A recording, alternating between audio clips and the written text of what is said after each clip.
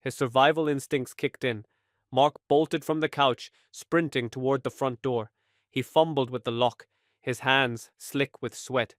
Just as he yanked the door open, his phone buzzed again. Against his better judgment, he glanced at it. Too late. He felt a cold hand grip his shoulder and the world seemed to slow down. Mark turned his head, dread coiling in his stomach. But instead of the figure he'd seen in the corner, there was no one there.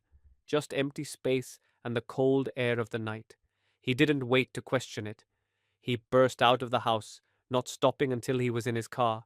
His hands shook as he jammed the key into the ignition, the engine roaring to life. He didn't look back as he sped away, heart pounding in his chest. Mark drove aimlessly, his thoughts racing as fast as the car. The streets were empty, shadows stretching long in the dim light of the street lamps. He finally pulled over in a well-lit parking lot, trying to catch his breath.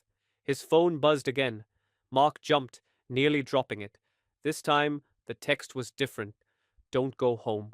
He stared at the message, fear gripping him. Was it a warning or a threat? Mark had no intention of returning to the house, but where could he go? The fear was palpable, an icy presence that wouldn't let him go.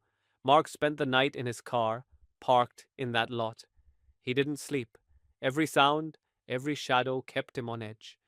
When the first light of dawn broke, Mark felt a momentary relief, but then his phone buzzed one last time.